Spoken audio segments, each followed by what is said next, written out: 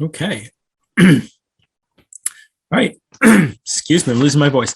I'd like to officially call to order the Tuesday, June 7th, 2022 public meeting of the Bolton Conservation Commission. And pursuant to the extension of Governor Baker's March 12th, 2020 order suspending certain provisions of the open meeting law, this public meeting of the Town of Bolton Conservation Commission is being conducted via remote participation. No in-person attendance of members of the public will be permitted, but the public can access this meeting while in progress by Zoom Video Communications, Inc. Members of the public attending this meeting virtually will be allowed to make comments if they wish to do so during the portion of the hearing designated for public comment by telephone, cell phone, or personal computer using Zoom. We go through a quick list of guidelines. Please utilize the chat or raise hand function if you wish to address the board. We are going to have people remain on mute until they're actually addressed by the board. And you're required, if at all possible, to display your first and last names for your account, for your Zoom account. That said, by tradition, we will start with a roll call. I am Brian Barabee. Jillian Glasanos. Paul Brandwold. And Rebecca Longwell.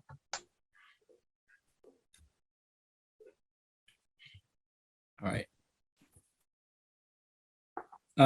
Rebecca, I'm trying to think where to start. Well, I'll give, we're hoping Bill shows up. We'll give him a few more minutes because we do need to probably start out by appointing a co-chair or a vice chair for the board. We lost ours when Emily had to resign because she is now a member of the select board. And there is an item on tonight's agenda where I need to recuse myself because my wife is a volunteer with the group that's coming before the commission. So we can give him a chance to get here and maybe actually open our first hearing. That makes sense? Yep, we are. And here's the chair. I see him now. Okay. Thanks, Craig. Say it again. Okay, great. Bye. Okay. Hi, kiddo. All right. So the Bolton Conservation Commission will now continue the public hearing under Mass General Law, Chapter 131, Section 40, and the Bolton Bylaw, Chapter 233, to consider a request for determination of applicability for 711/713 Main Street in situ architects that proposed two-story addition and renovations to the existing building. Last time we had met, we were waiting to go back out for another site visit. The applicants had marked out where certain features were actually going to be. I know I had a chance to go out there. We're all going to stop individually. Everybody else have a chance to see the site or have seen the pictures. I know Rebecca, I think, sent some pictures as well from the site. Has everybody had a chance to see these or stop by the site? Okay. Any additional questions from commission members based on what you saw on the site and recalling what they're looking for in the RDA? So Rebecca, I had sent some via email. I don't know if I should just ask those now. Yes, please do. Okay. Oh boy. Okay. See if I can quickly bring them up. So I think my questions were mainly around the size of the rain gardens proposed. So I guess starting with the west garden, kind of how is the size determined? How deep will it be and where will the overflow be located in the rain garden? Thank you and good evening. Thanks for that question. So on the west rain garden, the proposed size is 4 feet by 16 feet. And that area is largely determined by the constraints of the site. We initially looked at running it a little further to the north, but that would bring it into if I can call up the plan, it gets us closer to the resource area and into one of the offsets there. We are figuring that we can infiltrate 2 gallons per day per square foot there. We've got a slightly smaller area. If I may, I'll just jump to the east or the courtyard side where our area is 40 square feet. So that gives us a total of 104 square feet at 2 gallons a day per square foot. We believe that that gets us at the light rain threshold. If a light rain is regarded as everything up to 1/10 of an inch an hour, we can we can infiltrate about 2.34 hours of a light rain in through both of those rain gardens. Your next question had to do with the overflow for that. And I have not identified the overflow. I think we'd have to, in the case of the one to the west, I don't think we'd have any option other than to aim it to the north. And I think similarly, we would probably have to do the same thing in our courtyard area infiltration bed.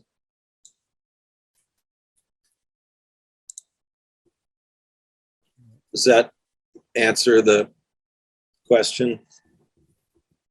Yeah, I'm just trying to find the file to look at the. Oh. So to the north would be. It's away from Main Street. So And towards the resource area, Jillian. that's Yes. right. Yep. Okay.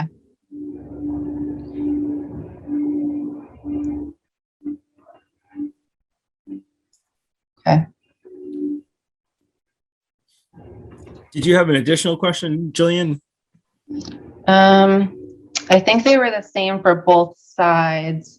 It really has to do with probably the overflow, right? Although we all love 2 to 3 hours of light rain. I don't know how often we get that versus what I think we're getting tonight and tomorrow morning, which is, downpours every so often. And so then what happens when it can't infiltrate as quickly when there's those kind of intense rain?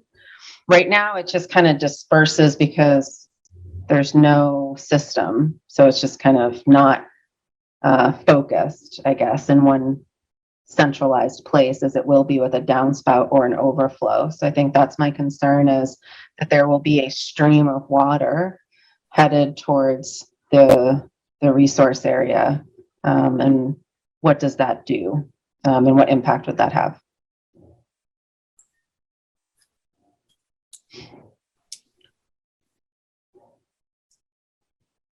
Yeah, I don't know, Mr. Hess, if you can address that.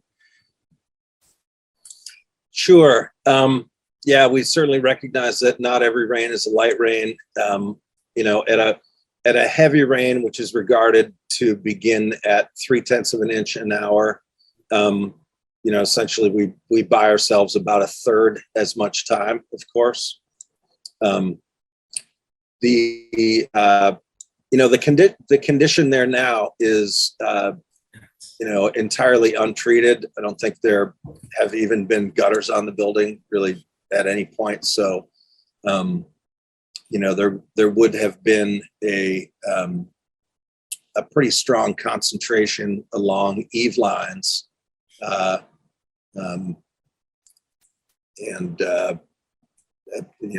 a good intensity at all those positions. But in terms of how to handle the overflow, I can imagine, we as I described, one of the first ways I answered the question was to say that we had made an attempt to stay out of the resource area.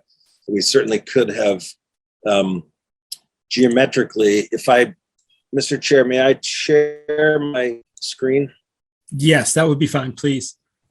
Okay. Rebecca, if you're able to.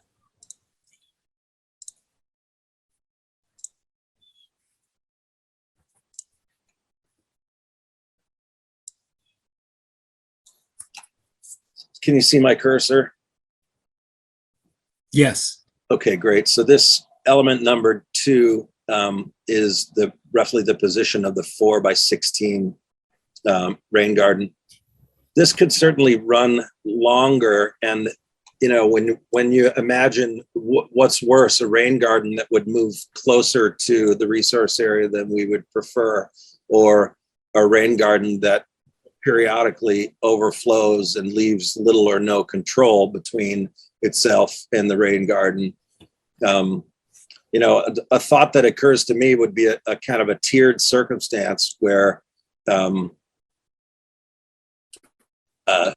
be literally an area of lower elevation, some small bit that would capture, when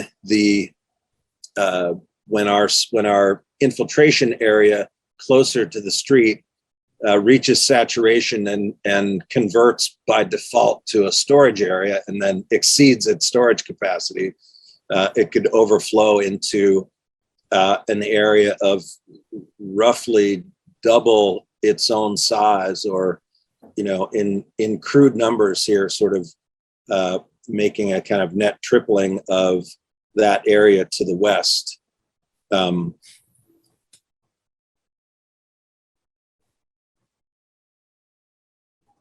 So, Mr. Hess, for the one on the other side that's in the courtyard, where did you say the overflow would be positioned there? Yeah, I just answered that I think it would also have to go to the north, just because we're pretty tightly bound in every other direction. So into the courtyard? Because there'll be the addition right there, right?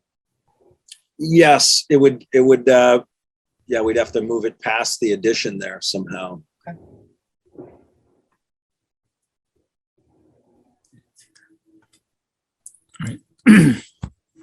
All right.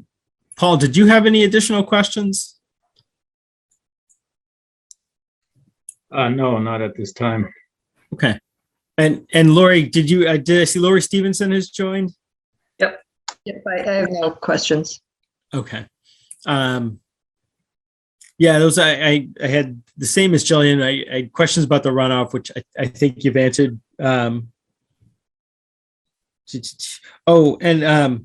Also questions about, well, some partially stockpiling of materials, which I don't think would be an issue so much as just the limit of work for construction. Do you think is it going to be kind of by element 1 back behind element 3 there? I guess that would be towards the north. Do you think you're going to need equipment back there? Do you think it can be done from, the courtyard area or the front? I'm just not sure as far as a limit of work. Yeah, thank you. That's a great question. Any material staging would be done immediately to the north of the building, and we'd keep that as tight as is practical in the adjacent to this area numbered 1. And the to the south of the building or toward Main Street, there may be some light kind of hand-oriented operations that we'd have room to do there. And maybe there's an exception that I can't think of, but I don't think it would be practical, and I don't think we'd have much occasion to want to be staging there. Acutely, when we rebuild that front porch, we'll need to be working there, but that's it's short spans, conventional wood construction. There's no kind of heavy equipment. Yeah, I get, and I don't want to cut you off so much, but I guess I was more concerned with element 3. I can see where it's practicable and makes sense to get it 4 and 5. Yeah. But getting it 3, do you see what kind of equipment do you think needs to go back there? Do you think 3 can be accomplished from the courtyard area? Yeah, there too. It's relatively modest dimensions and relatively conventional wood frame construction. I don't anticipate the need for a crane to lift anything up and in, or even a lull. I mean, I want to be a little cautious. You know, I'm not responsible for means and methods. And I don't mean to deflect responsibility, but to just I acknowledge understand. that there's a general contractor who will be doing those things. But, you know, in my experience, that's not so remote that we couldn't comfortably get to it from the courtyard area or with sort of, you know, kind of manual tools or, you know, not heavy equipment, I don't think. Okay. Craig, does that seem reasonable to you?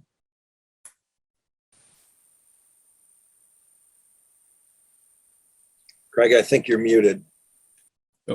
Rebecca, if you could unmute Craig. So he's unmuted. I think this is one of those circumstances where for some reason his microphone is not connected or not turned on, but he's unmuted to us.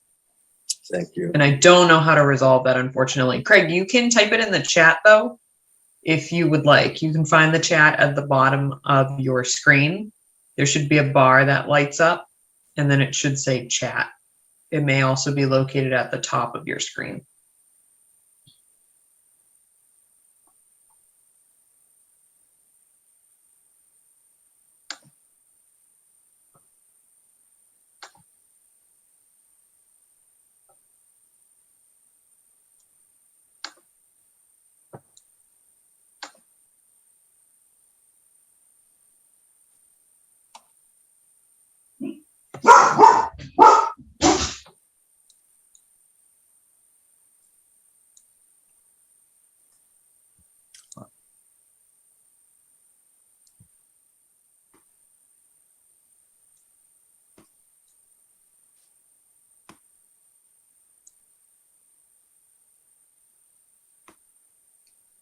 So it looks like Craig is typing, so we'll give him an extra minute.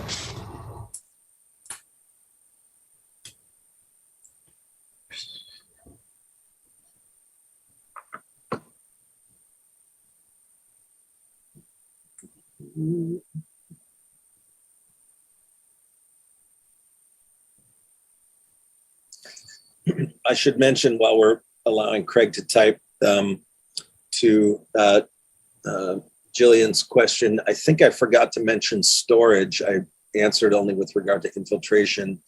And we do have in mind to add some not insignificant storage to our stormwater strategy.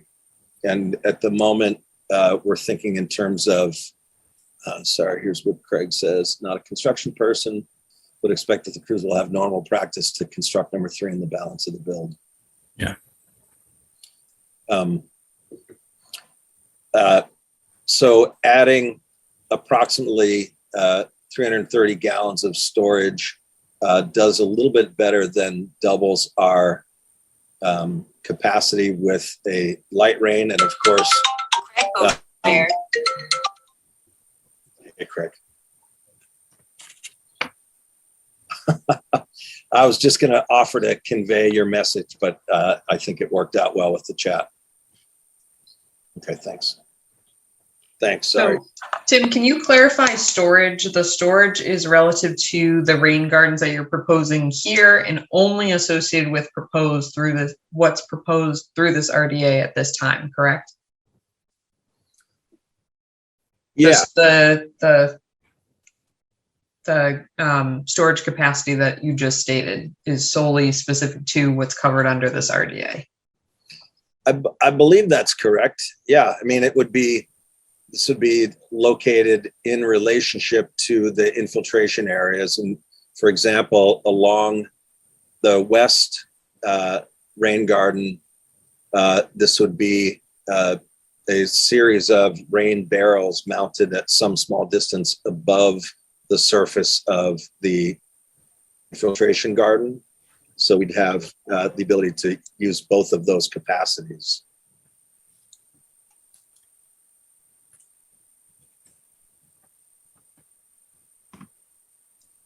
So there are several, I'm guessing large, like 50-gallon drums Is that Yeah, what you're- our sort of, thank you. Yeah, our placeholder would be a 55-gallon drum. We have not yet specified or purchased those, but we're discovering that that is a convention.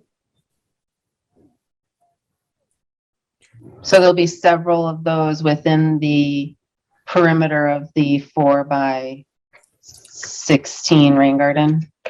What we're imagining is there would be a quantity like 4 of them on the east face, and then something we probably would not use actual barrels in the courtyard, but some, I've used the phrase like a sculptural equivalent. We'd aim for that kind of volume, but we would want to use something that is, in our view, a little bit more attractive.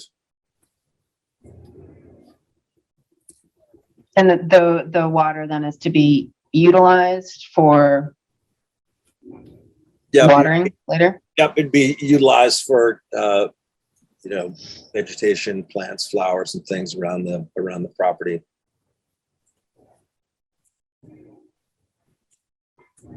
Right. Commission members have any additional questions right now? See any? Rebecca, do you have any additional questions or thoughts? I do, and I apologize if my dogs start barking again. So could you, Tim, Claire, or Craig, just state again what the square footage of the existing alterations within the riverfront area are?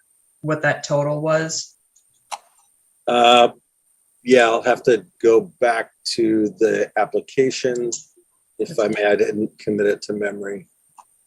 I didn't either. That's why I was hoping you had it Yeah, closer to the top of your head than I did, but well, I've got it to the top of my screen. there you go. That.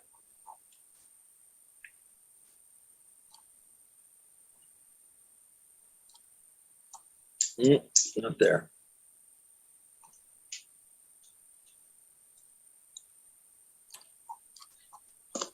Let me think, where am I going to find that? I think it's in the application. Rebecca, does it sound like it would be? No, I think it was an email that Nick had sent with you copied on it after. Okay, give me, if you don't mind, I'll take a moment and look for that. Please. Yep. Do you just want to stop sharing your screen while you do that? Sure, yep. Thank you.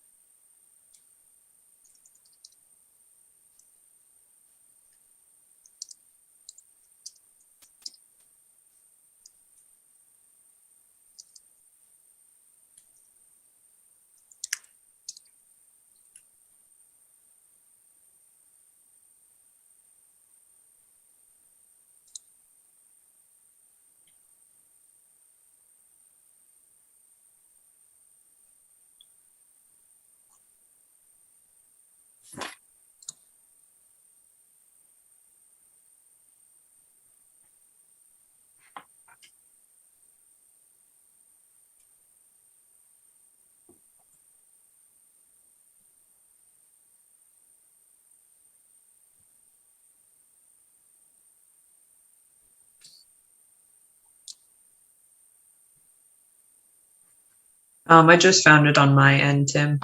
Oh, thank you. The one I found related to the NOI for the barn, so I apologize, but I'm glad you were able to come up with it. Thank you. That is okay. Mr. Chair, if I may, I'm just going to read this off. Please. So as the commission may or may not be aware, the entirety of the site is within the riverfront area.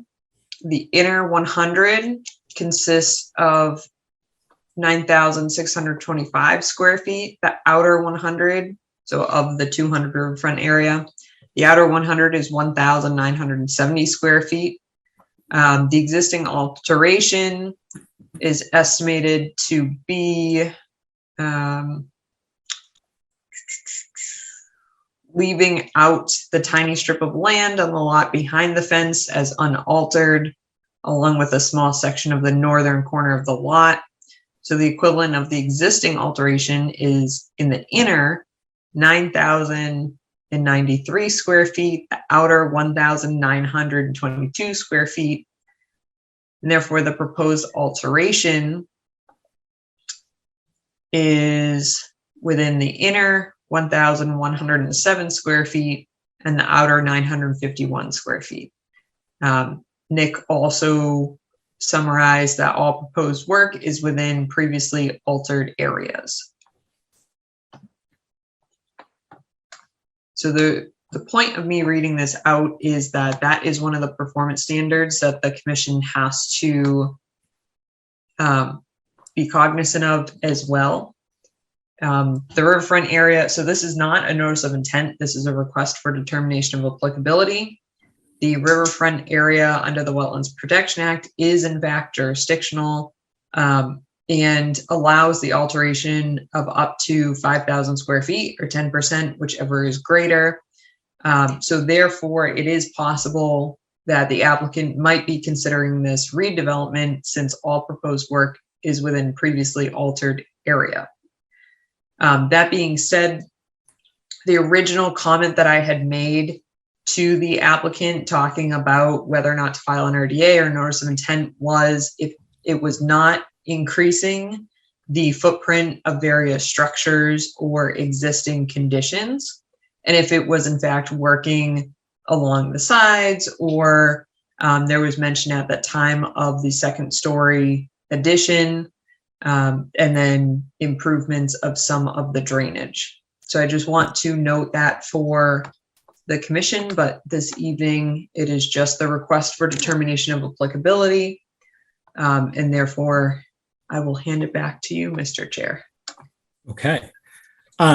Did you have any additional questions, thoughts, conditions? Me or the commission? Well, I'll put it back out to the commission too. And I'd like to hear commission members' thoughts on what you just had to say. But I just want to know if you had any other thoughts, comments, concerns, questions. I don't, other than to say, I don't think there's a question on whether or not this is jurisdictional. The question more falls under whether or not this constitutes as redevelopment. And then if it does have the ability to just be conditioned with one or two items by the commission regarding bylaw jurisdictional areas. I think Jillian picked up on a lot of the concerns I had, and I think it's on every site, we always ask for the runoff to be directed away from the resource areas.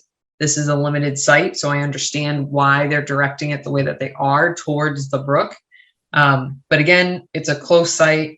If there's an ability to infiltrate on site, that I think is something that would be encouraged by the commission, just to reduce the fact that we're going to have increased rain. Like we've seen, we have extreme storms. We don't have light rain. We have extreme storms in a short amount of time, and then nothing.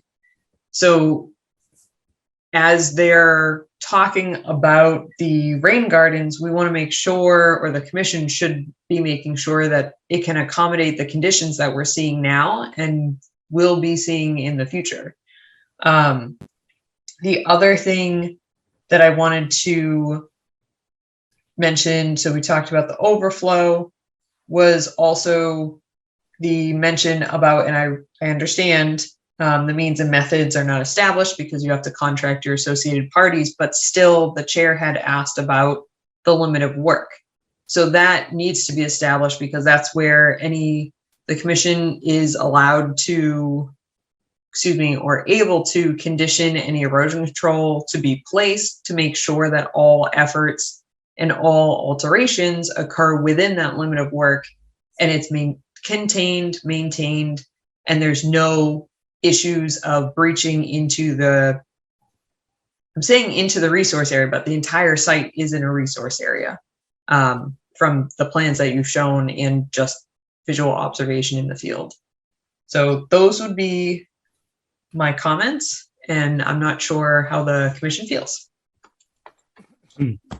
Well, I will put it out there, to commission members.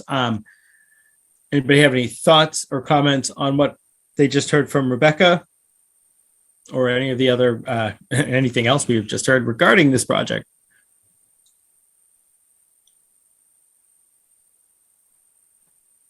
Well, this is Paul. My observation so far is that it seems to be significant enough changes going on to the building that on the site that it would be, I think it's applicable, for our project. So I think that's my thoughts so far anyway. Okay. Yes. Thoughts, feelings? So along with what Rebecca had just said, I guess what I would say is,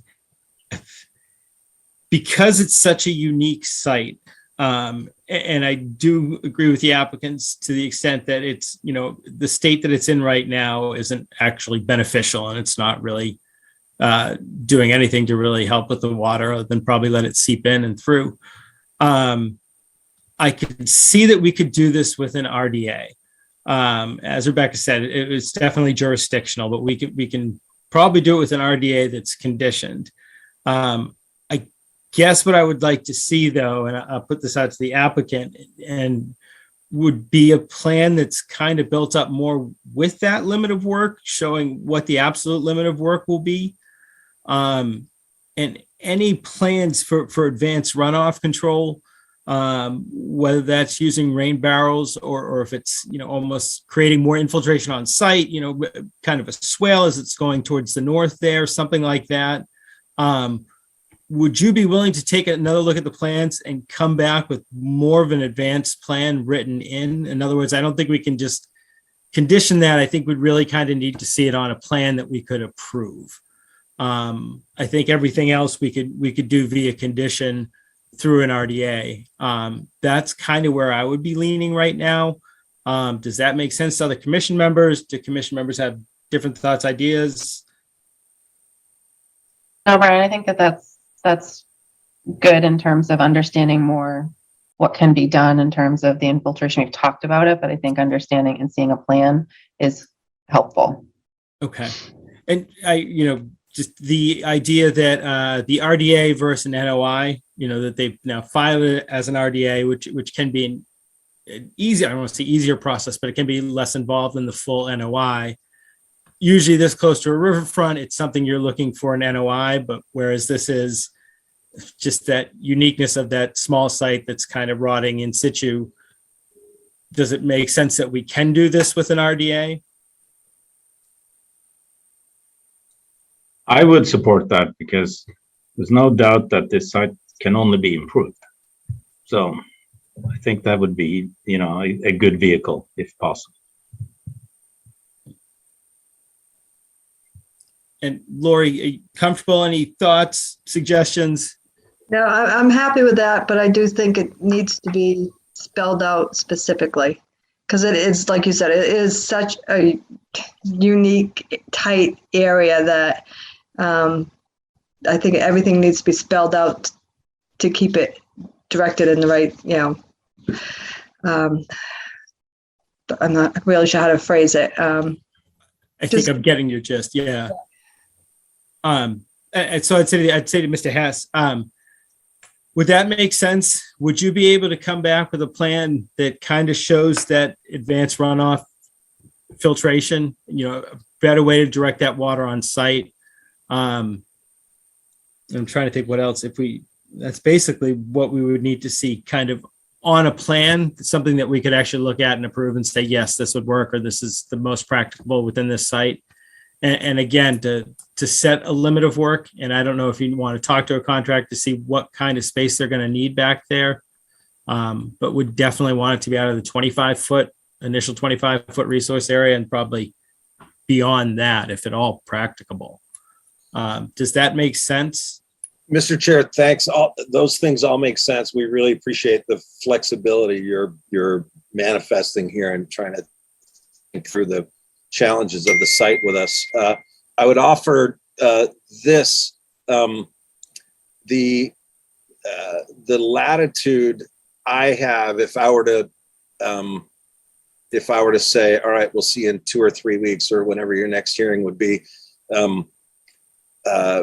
there's only so many things I could do. What I would do is lengthen this east side rain garden to the full length of the building. I would stop it at its north end, and I'd be happy to commit to that now.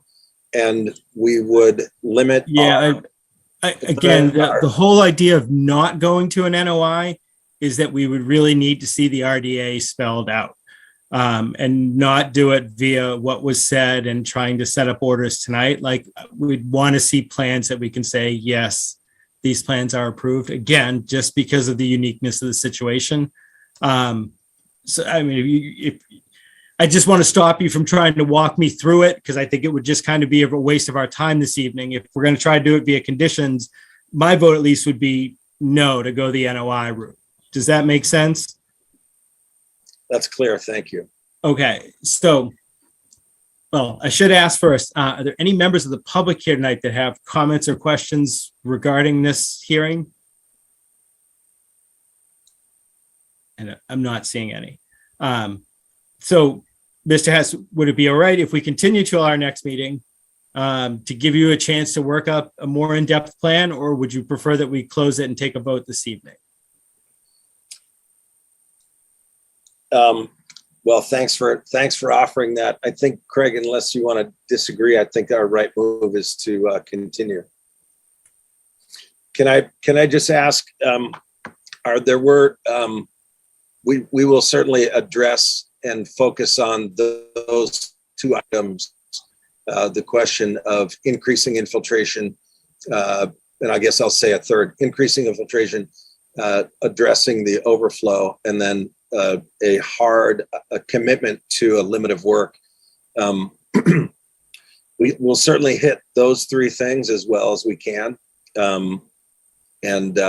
Does anybody? Well, sorry, I'll continue to address the chair. Yeah. If I would ask that you might little straw poll of the commissioners, just ask if there's anything else that they anticipate might come up. I won't do a very good job of reading their minds, but if we can flush anything else out tonight, we'd love to be able to address it. Sure. And I'll put that out there to commission members. I'll just say first, I think those are the 3 things. Those are the 3 things I'd like to see spelled out. I think anything else we're fine with. I'm fine with, I'm comfortable with. Other commission members? Yep, that works. Works for me. Yeah, agree. Okay. So I think that's the best you're going to get. So is it all right if we continue until our next meeting? That would be terrific. Thanks so much. Excellent. And Rebecca, the first time we have, and this is June 14th, correct? Oh, okay. When is our next meeting? I am sorry. June 21st. That's right. It would have been 3. Yeah, that's right. And our first and- is at 7:30. 7:30. Okay. In that case, I'd like to make a motion that we continue the public hearing for the request for determination of applicability for 711/713 Main Street until our next public hearing, Tuesday, June 21st, 2022 at 7:30 p.m. Do I hear a second for that? Second. All right. All those in favor, starting with Jillian, Aye. Paul, Aye. Lori, Aye. and Rebecca. I am an aye as well. Wonderful. Thank you. Mr. Thank Chair, you. can I confirm? I think I heard you mention the later start time. Is that right? It would be a 7:30 start on the 21st. That will be helpful. We will be with the Zoning Board of Appeals immediately prior that Okay. same night. If I was going to say, if you want, we can even make it a little bit later. I'm guessing we'll have other things on the docket that evening. So, and even if you end up emailing us in between asking, we might just open it and table it, something like that. We should be able to work with you. I appreciate the flexibility. I am hopeful that an hour and a half will be playing with the ZBA, but You never know. that's right. All right. Good luck with that. And we will see you in 2 weeks. Thanks so much. All right. Be well. Brian, who had the second on that? I think it was Paul with the second on that. Okay, thanks.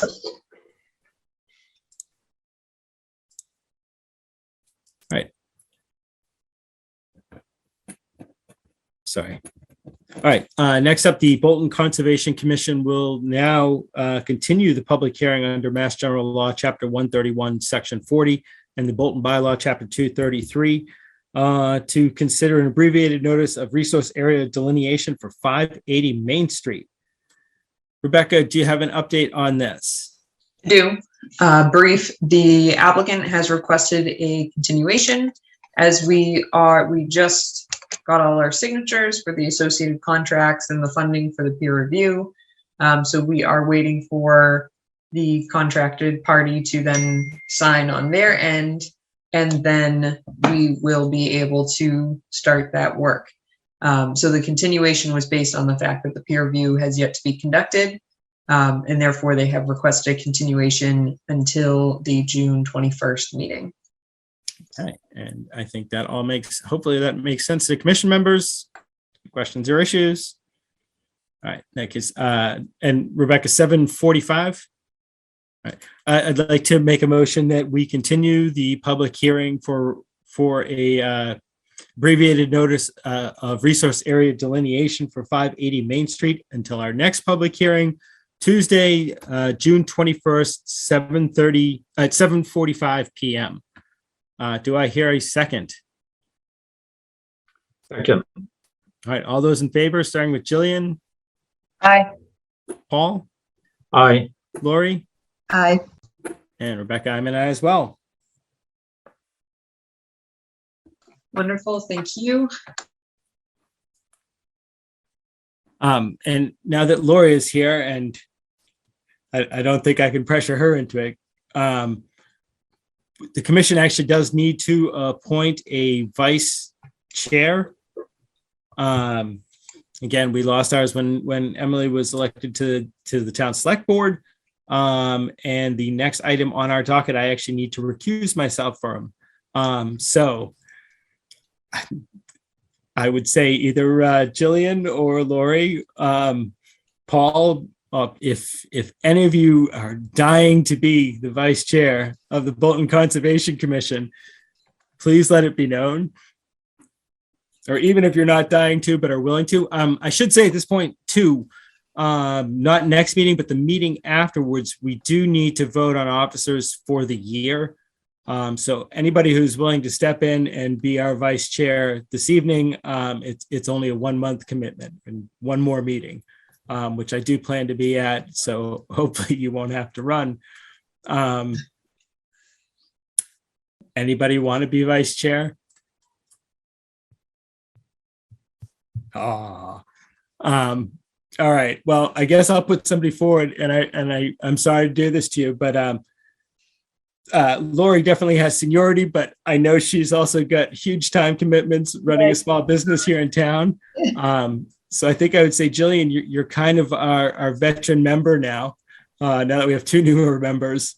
And if at all possible, would you mind being our vice chair for the next 2 weeks at least? I believe I can for the next 2 weeks. Yes. Okay, that is excellent. I really appreciate that. In that case, I'd like to nominate Jillian Glasnos to be vice chair of the Bolton Conservation Commission. And do I hear a second for Jillian Glasnos? I'll second her. All right. All those in favor, starting with Paul Brandvold, Aye. Lori Stevenson, Aye. Rebecca, I'm an aye, and Jillian, you have no choice, but go ahead. Aye or nay? Oh, aye. Yeah, indeed. All right. So all of that said, I actually need to recuse myself as chair for our next hearing. So I'm going to turn the meeting over to Jillian Glasnos. Jillian, thank you again for doing this. Absolutely. Okay, so next up is a request for determination of applicability for Pond Park Mechanic Street Pollinator Learning Garden. Rebecca, do we have an update? They hear you. Yes, but to note that is opened under Chapter 131, Section 40, and Chapter 233 of the Bolton Wetland Bylaw. Thank you. You're welcome. You will do that next time, but we actually have the applicants present. I'm just going to share the existing condition. So at the last meeting, we had heard just a brief overview because it had been flagged as a project that was happening on town land that is jurisdictional to the Conservation Commission. So I worked alongside Parks and Rec to make sure that they had filed an appropriate permit to be reviewed by the Conservation Commission. So on this particular site, before I turn it over to the applicant, if you're familiar, this is Mechanic Street. 117 is towards the bottom of the image, just to orient yourself. Bordering vegetated wetland is at the edge of lawn towards the furthest away portion of this image. And then the area leading up to that is floodplain. We also have a stream that is controlled by a weir with some boards that they release. This in the past has been an ice skating area as well. So in the winter it gets flooded for a pond, and then they redirect during the warmer months. But I don't know if a representative from Parks and Rec or the interested group who has been organizing this project would like to provide a brief summary of what is going on.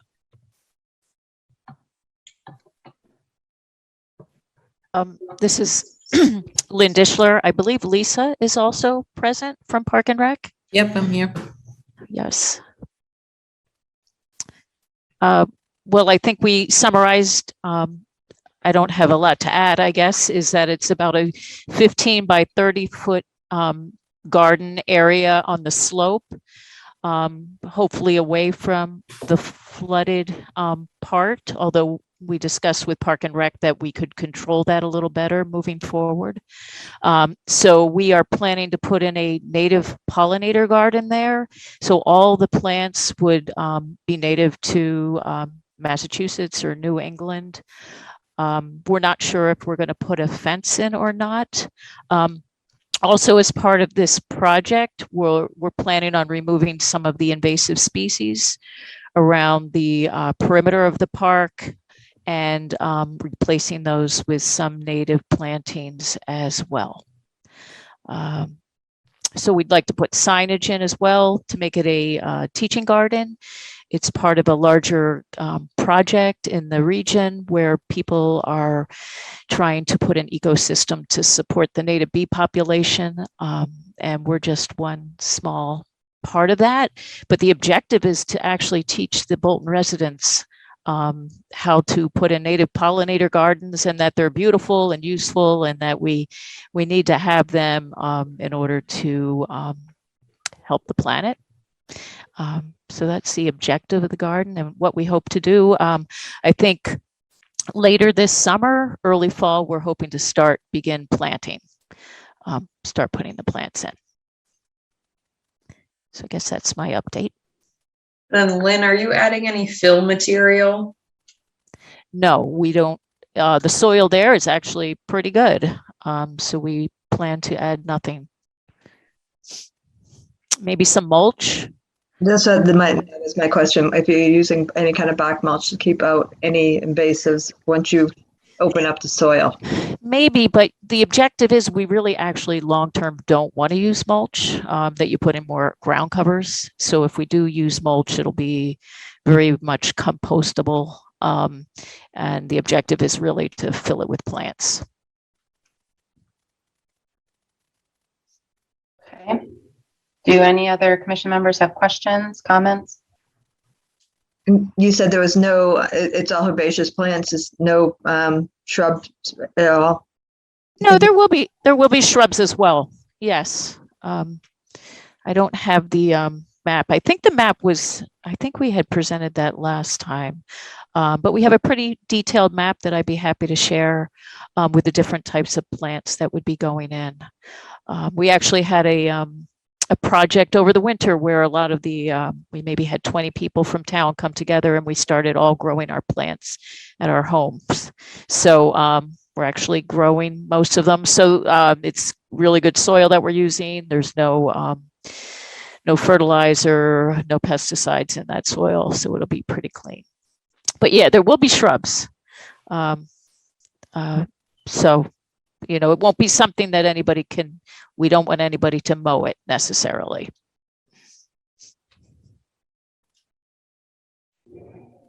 Okay. Rebecca, did you have any questions or comments?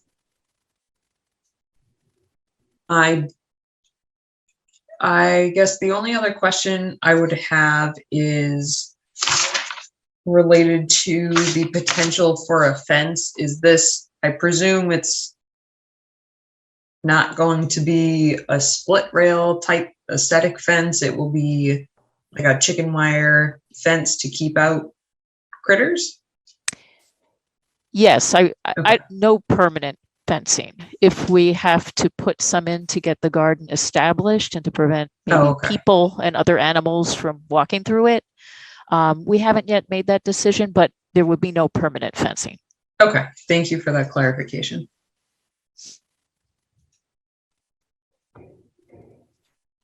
Okay.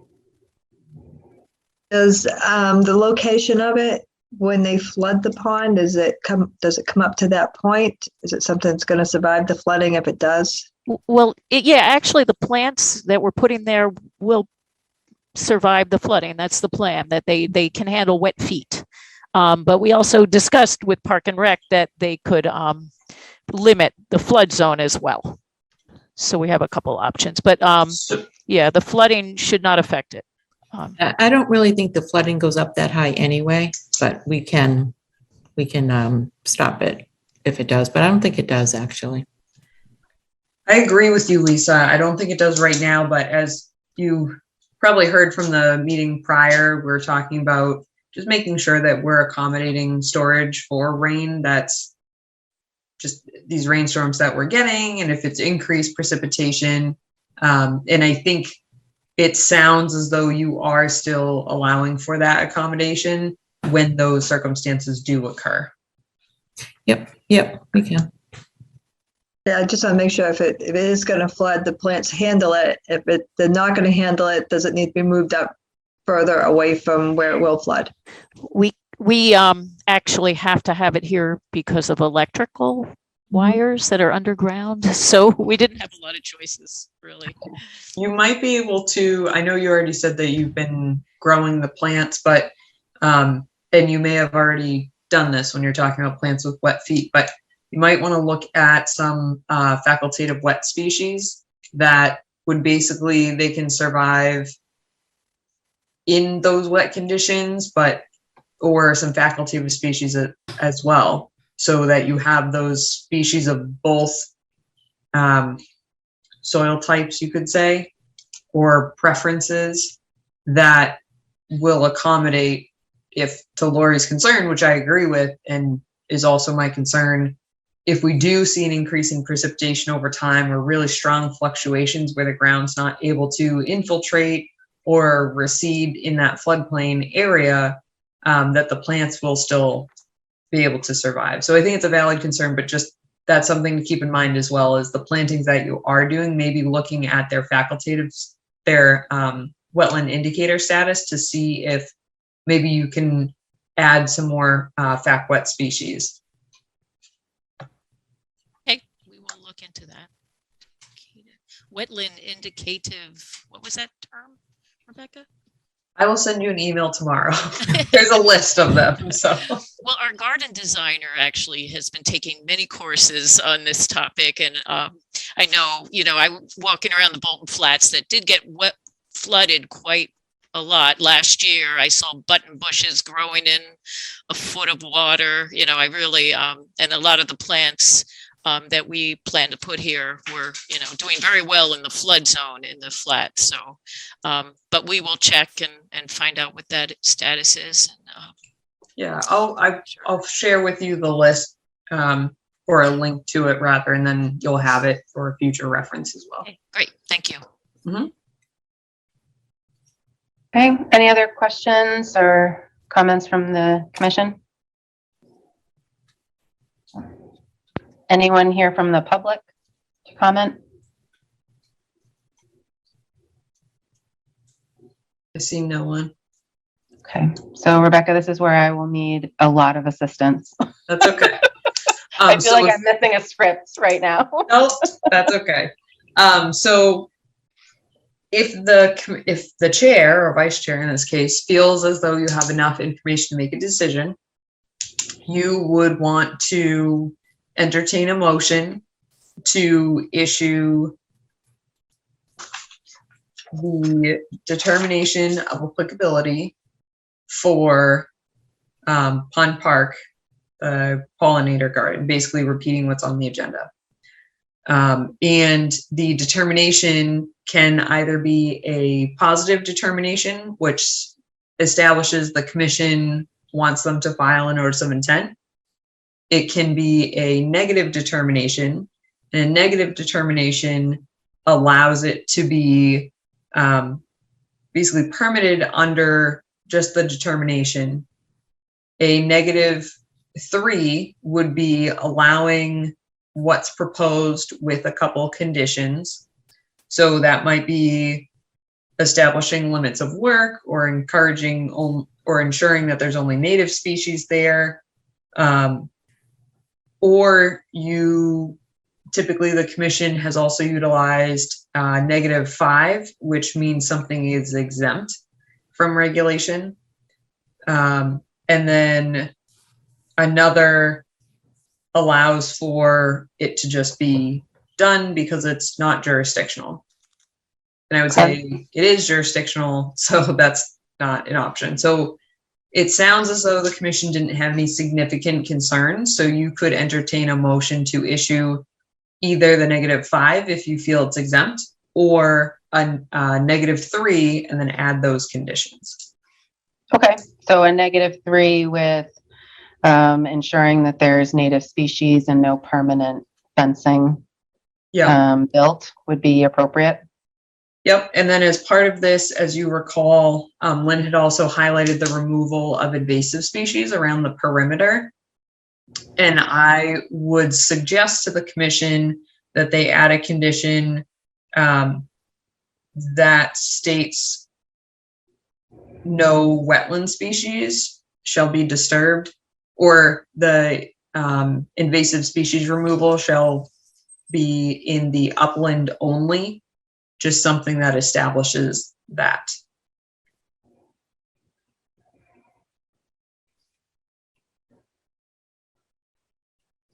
Okay, I will give this a go. All right. Okay. And then once you've made the motion, ask for a second. Yep. Okay, so I'd like to make a motion to issue a -3 determination with the following conditions. Only native species to be planted in the pollinator garden. No permanent fence to be erected. No wetland species to be removed or disturbed, and any invasive species removal to be done in the upland area only. And this is for the determination of applicability for Pond Park Pollinator Teaching Garden. Is that good, Rebecca? All the information needed before I ask for a second? The only other I thing, think so. Yeah. one last thing, the sod that you're removing, what are you doing with that? Is it staying on site, or is it they're removing it? That was the last We're trying to compost it, compost. leave it there. Okay. Yes. Thank you, Lori. So if there's, am I allowed to ask a question? I'm sorry.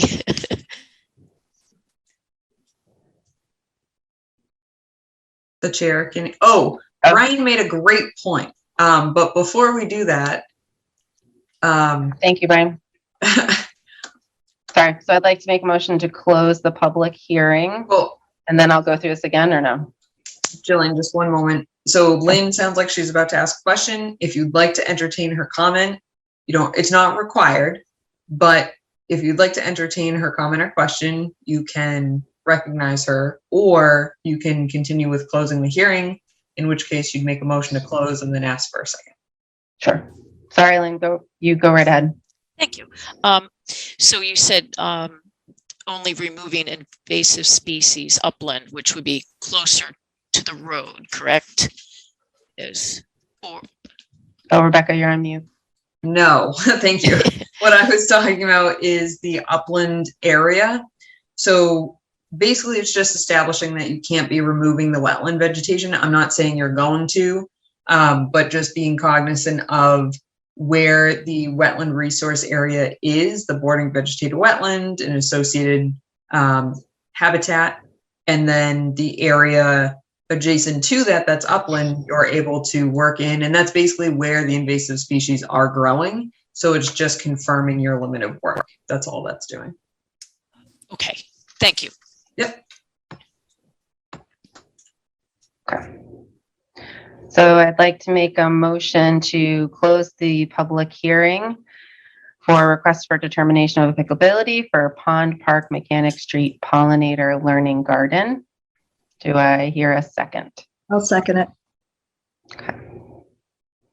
And do I need to go through roll call, Rebecca? Yes.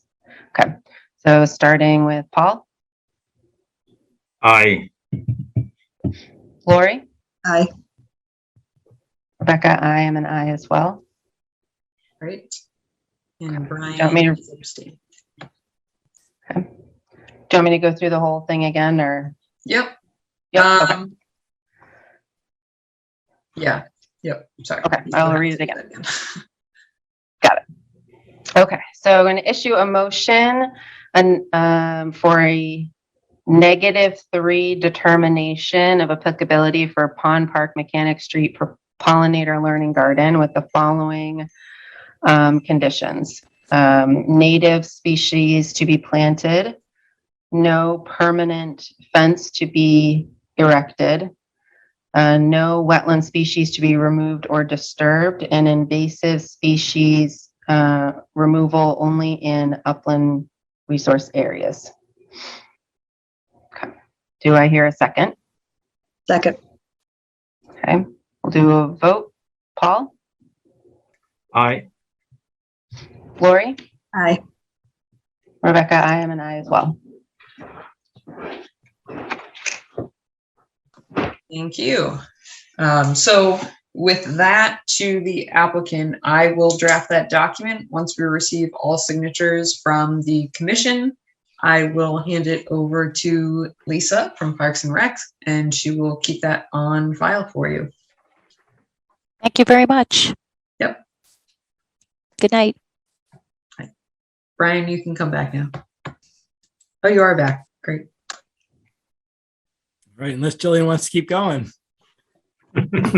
Yeah, well, I should say quickly, Jillian, really appreciate it. The town of Bolton is indebted to you. I know that it's not easy just to jump right in there and do that quickly, but you did an excellent job and it is appreciated.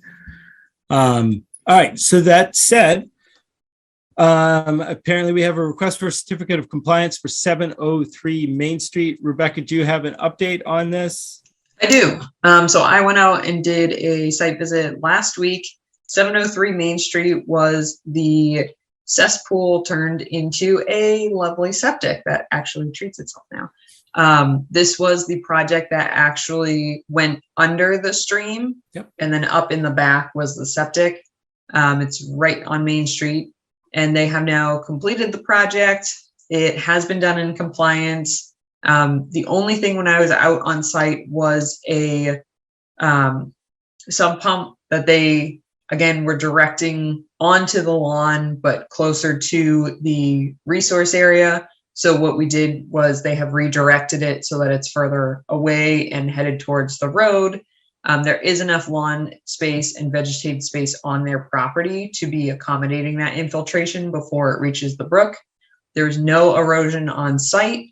And the area towards the rear where the septic was is vegetating slightly, but as you may recall, they did utilize stump grindings to make sure that that area was not eroding or migrating material or sediments into the brook. And that is still stable. They have added some down logs in that area as well to just deter any future owners from doing anything in that area as well. Do you see any reason why we shouldn't issue the certificate of compliance? I do not. All right. Any commission members have any questions, comments, concerns? Any members of the public here this evening wish to comment on 703 Main Street? All right, seeing none. I'd like to make a motion that we issue a certificate of compliance for 303 Main Street. Do I hear a second for that? 703. I'm sorry, my apologies. I'd like to make a motion that we issue a certificate of compliance for 703 Main Street. Do I hear a second for that? Second. All right, all those in favor, starting with Jillian, Aye. Paul, Aye. Lori. Oh.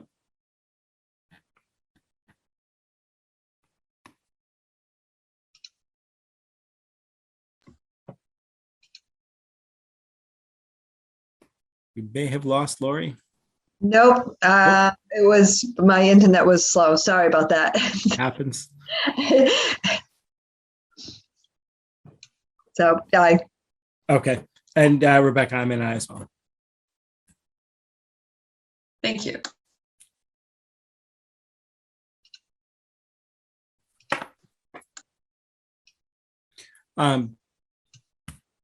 Rebecca, do you want to give us an update on the use of wood chips? Sure. We Just- actually have some members of the Trails Committee here as well.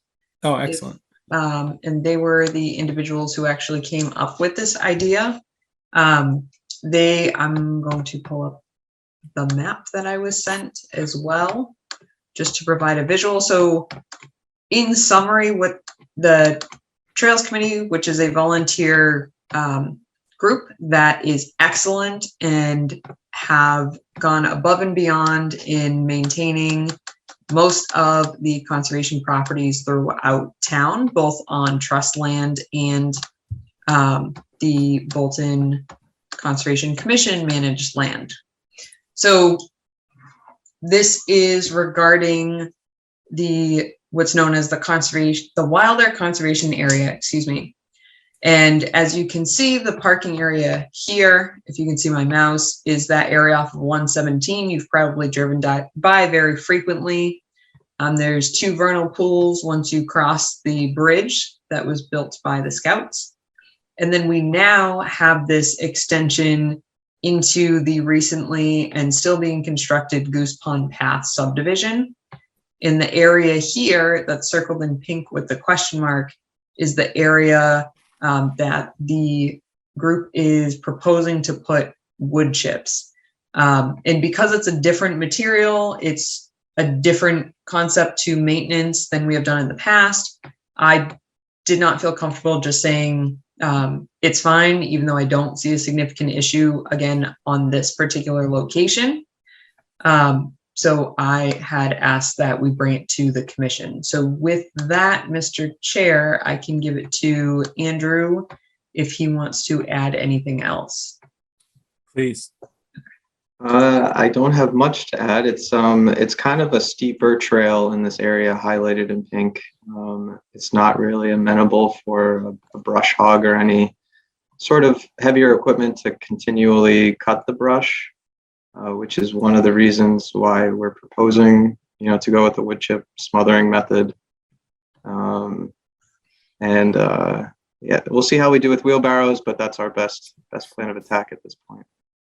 If permitted. But it's very heavily grown into. I guess that's the one thing to add. It's almost like a jungle with the number of weeds and primarily invasive plants that we have to cut through.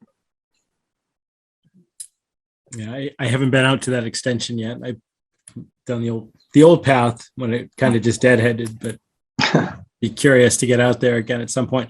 I'll open it up to other commission members in a minute, but I really appreciate the work that the Trails Committee does. I know you guys, if you think it's bad or it's not working or it's harmful to the environment, we'll be the first to pull it out of there. And if Rebecca doesn't have any significant concerns, it might be an interesting area to try this method, see how it works for us, see if we like it and what we think of it. So I don't really have any issues or problems with it. Other commission members have strong feelings or thoughts, anything they want to add? All right, not seeing anything.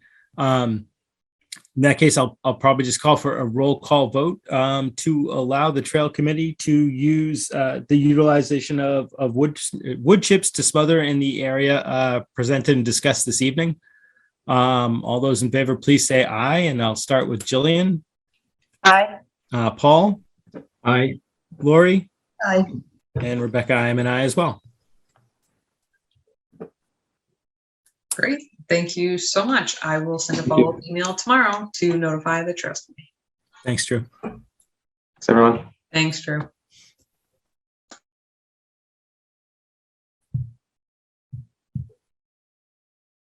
Yeah. Good old open space and rec. Yeah. So, and Rebecca, you might do a better job explaining this than I will, but I know I think it's every 7 years we're supposed to submit a new open space and rec plan. We have a fantastic one that one of our Conservation Commission members took the lead on years past. And I think that's the reason she ended up leaving the Conservation Commission after going through that whole process. But it's quite a document. It's wonderful. It's involved. It kind of looks at it's a long range plan for what we want to do with open space and recreation. Kind of identifies lands that are key to us. Things. It kind of sets up levels of importance.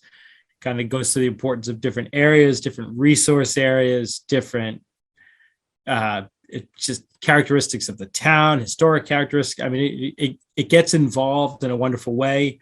And for us in conservation, it's something we can absolutely go to when land becomes available. I think most of you know we've bought land here in town before, either using conservation funds or going to the town to pay for it or going for grants. Generally the way, because we're offered land more often than we actually take anybody up on it or try to take anybody up on it. And one of the ways we determine what it is that we should try to purchase or convince the town to purchase is to go to this open space and rec plan, which kind of lays out, this is what we think is important going forward. This is how we kind of want to see this all done. So it's an important document for conservation. It's a great document for the town. It is an involved process. But hopefully it can be a fun and interesting one. It really can be. And it looks tonight, Rebecca, if I'm reading, we're basically just authorizing and supporting the formation of a new open space and rec steering committee. Yes, that is correct. To be clear, it is the select board that actually creates these subcommittees, to my knowledge. Yep.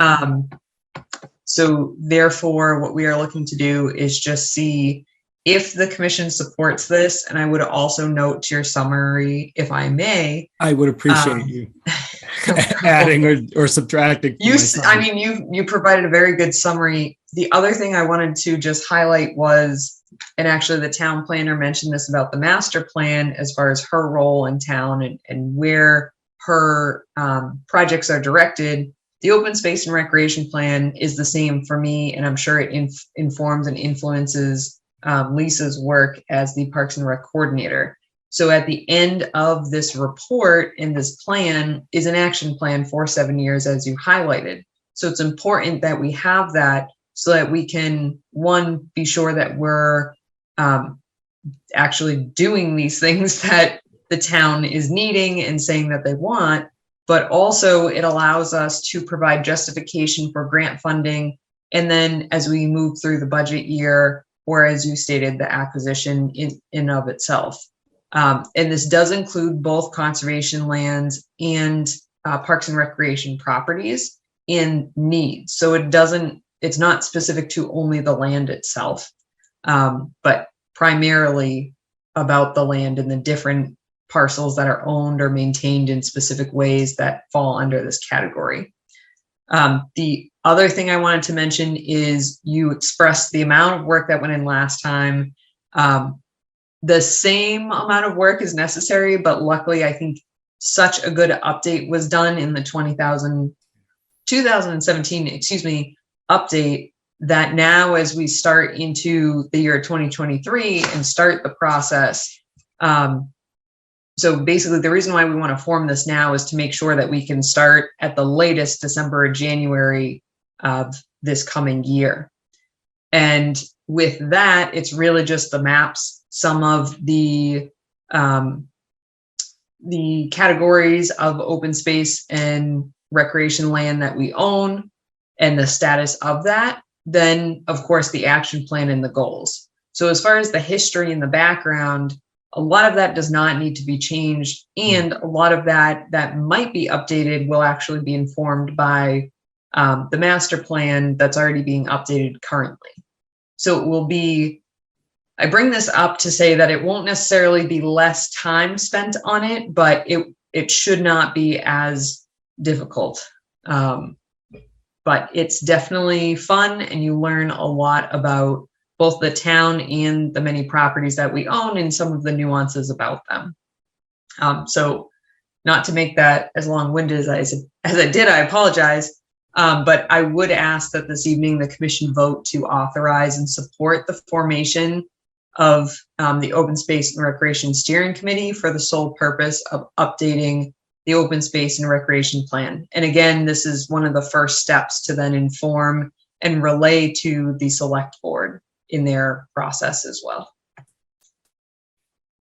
Yes. Yeah, and I appreciate you bringing up the point about grant funding. That, you know, the state fund, well, state grants, federal grants, private grants, but that was an issue when I think I first got on the board. Ours was out of the date by several years, which is why, and again, thanks to Liz Clues, who was on the commission at the time, really took the lead in pulling this together. And it is, as Rebecca said, pretty well formed. But we had, you know, prior to that, we had, I think, like 2 years there where we weren't able to really get funding because we couldn't point to a live document that said, no, this was a town priority. So, and again, I guess Rebecca and I both putting this out there because eventually they will be looking for volunteers for this. So if anybody has extra spare time, it is great from a conservation standpoint to be a part of. But if not, if you know friends or neighbors that you like and or don't like, and you want to talk them into this or let them know that this opportunity is coming, and it really is, it can be a great document. The one that's existing now is really interesting.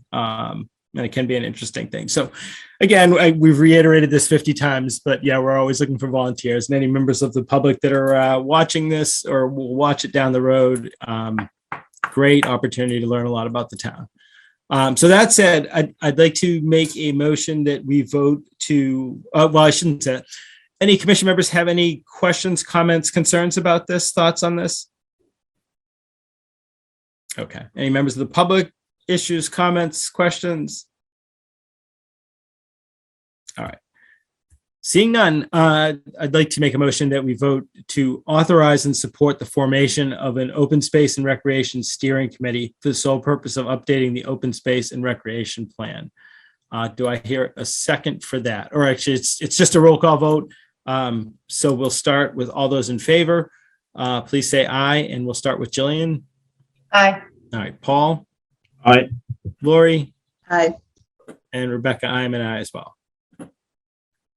Wonderful, thank you. Hopefully we'll get lots of volunteers. I'm hopeful. It really is a wonderful process. I'll be honest, I was working on that when I first came, and I will say I learned a lot in a very short amount of time, and it was excellent. Yeah. So even if you have students at the high school who are interested, definitely when that opportunity arises, get them involved. Do you want me to run through the other items? That would be fantastic. Great. So the events on conservation land use and permit policy.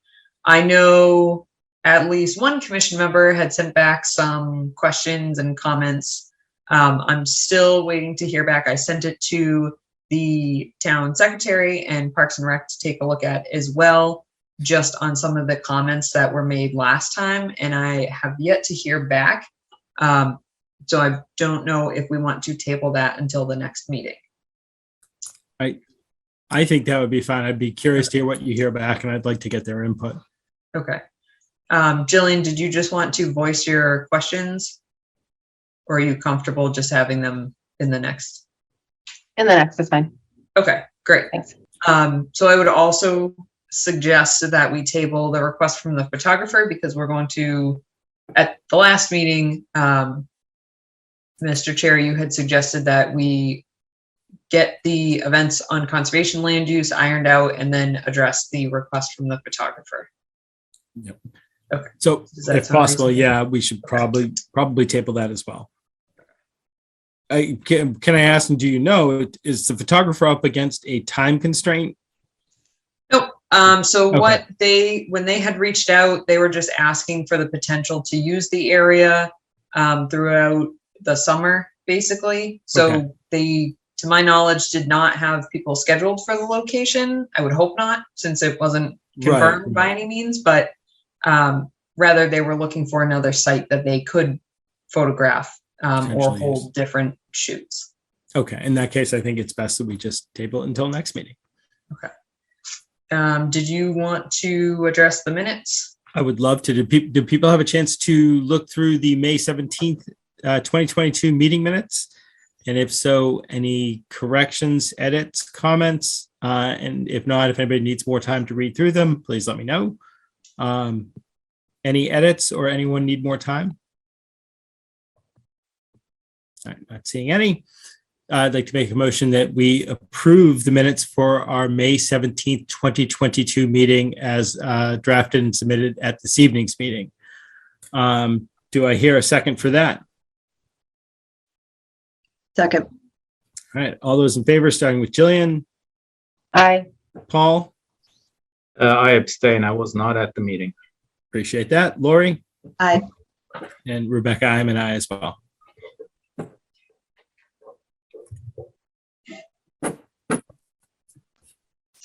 Wonderful. So we have a guided trail walk. I will be leading on June 28th at noon at the Bond Hills Conservation Area. We will be leaving from the Moen Trailhead, so off of Bond Hill Road. The Bowers Dog Waste Hazard update is that there are 2 barrels in place because DPW put a second barrel out there. So we're going to run that for a couple weeks and see. So far, it hasn't been worse, but I can't say it's been better. And then we'll try it with none afterwards and see if there's an issue. But because the other barrel's out there, I didn't want to say, no, we're just going to remove both now that you've put 2 out there. So we will see how that goes. I will pull up the report. I believe I have sent you all the site visit report from John Powers Lane regarding the enforcement matter.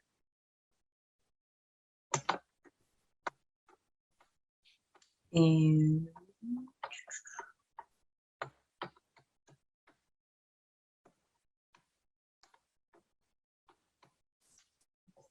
bear with me for one moment.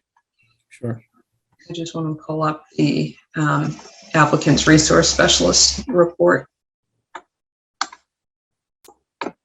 as well. I'll pull up my report first. So there has been progress made.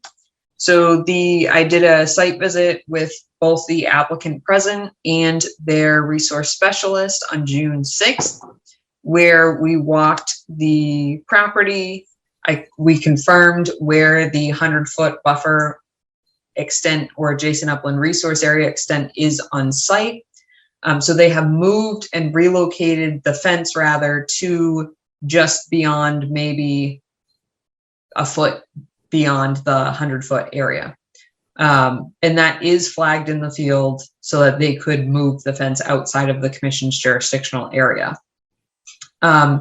So the fence has been removed from the resource area except for the fence posts. These posts were put in with concrete around as a footing as well. The applicant and the resource specialist were asking whether or not they could leave the posts in place. I had stated that would be up to the commission if they didn't want to remove them where it has a large amount of concrete and the metal posts in place.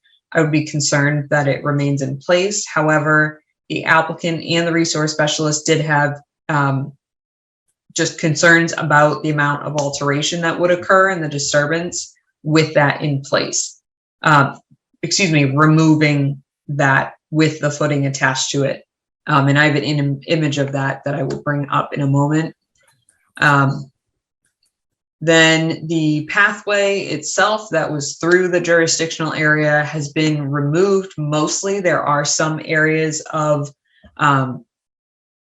basically they went through and scraped it, which they were allowed to do under the enforcement order. There are still some piles along that pathway that will be removed from the site and then, or from the jurisdictional area.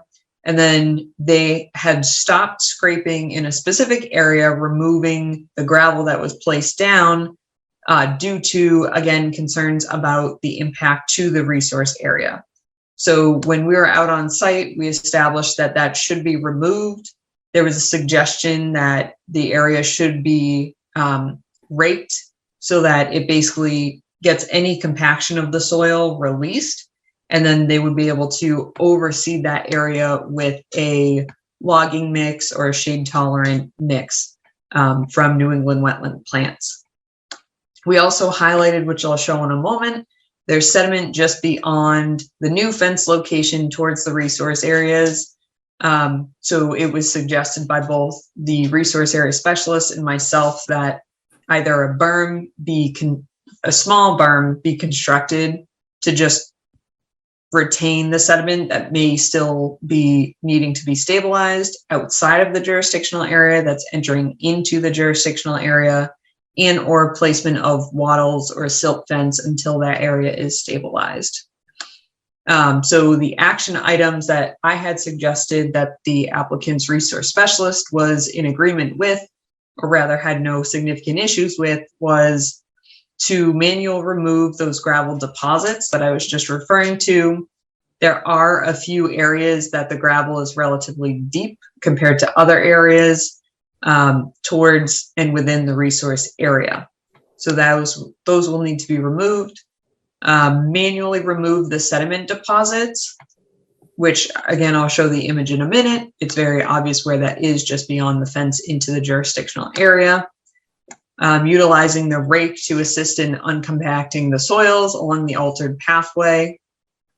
Then overseed the pathway with seed mix suggested by the resource specialist of a native shade tolerant mix, and then send a copy of the seed mix that will be used to the Conservation Commission. I had suggested that this can be in the form of the receipt itself or just the email. I know this particular company typically will email the suggested seed mix before purchase, so that would be sufficient as well. Then to place branches of the trees that were cut across the pathway to just encourage further naturalization. Removing the stockpiled materials from the fence line, just beyond the fence line, just beyond the jurisdictional area of the commission. There's a large stockpile of where they had temporarily placed the gravel that had been removed from the pathway. And the applicant was agreeable to removing that further away from the fence so that it is not, that's basically where some of the sediment is coming out of as well. Then we have stabilizing the area between the existing stone wall in a southeasterly direction and the 100-foot buffer extent within the fenced yard. So there's a small swath of area that isn't landscaped. It's a naturalized area, but there is some sediment that is within that vegetated area. So therefore, just making sure that that is stabilized and then making sure that it does not continue to migrate into the jurisdictional area. Then the erosion and sediment controls, as I stated before, to be installed and towed in at all times for best management practice and free of debris, accumulated sediment, etc. Highlighted on this report as well, as I stated already, is that the Conservation Commission needs to weigh in at their next meeting regarding fence posts and further removal of materials and associated timeline to complete work. So what the request would be this evening is if the commission could establish a timeline for the work to be completed, or even the removal to be completed, or the seeding to be completed, just so that we can make sure that we're continuing a progressive timeline. Then also whether or not the commission wants the posts with the footing removed from the jurisdictional resource area. So here we have, can everyone see my screen, the images? Okay, thank you. So here we have the pathway that has been scraped. As you can see, not very well, my boot here, just to the north of it, you'll see a change in color. That was just an area that I had scraped a little bit to see how deep the gravel was. This was one of the deeper areas. The loam and the topsoils were not removed as part of the placement of the gravel pathway, but in some areas, so you do have that natural topography that occurred under the gravel. So when they were scraping, it basically just filled these topographical differences along that pathway. So that was just one area that was highlighted. Here again, so as you can see, there's gravel along the sides that would still need to be removed. Then raking it would, the hope would be that it would uncompact some of this area. Again, there's that area that was relatively deep with the gravel. And here's a post. So between my boots, you can see the concrete footing, and where the way it exists now is that this is within the 75-foot adjacent upland resource area, within the 100-foot buffer, within the vernal pool habitat area. So that's 100 feet from the edge of the vernal pool. You have this concrete footing, and what exists there now was just the fence post was cut so that the fencing could be removed and brought out of this area. So that is all that remains. This was one of the only significantly mature trees, and it was relatively dead or dying. Everything else was smaller than that, and there actually wasn't a lot of trees cut. There are, the ones that were though are here. It's actually not as many as it looks like, but rather one or two that are then cut up. Again, here you have the gravel pile that needs to be removed. Oops, sorry. And here you have coming back towards the residence. This fence again is just outside the 100-foot limit area. This gravel pathway is the section that has yet to be really removed. So they have more work to do there, and then to rake and seed. This to the left with this equipment in the image, right behind that piece of equipment, that's where the, I'm going to annotate this. That is where the stockpile of the gravel that was removed is placed. As you can see, there are some bits of sediment going through when there is water flowing through this area. It typically pools within this area. So what we had suggested is to put erosion and sediment control, and then to actually create a small berm along this low point in the fence as well, to basically retain the water within the fenced in area versus pushing through and pushing the sediments with it.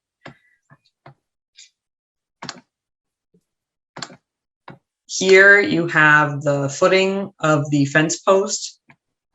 just to get an idea of how deep it is. And then you had seen from what was between my boots as far as how wide it is.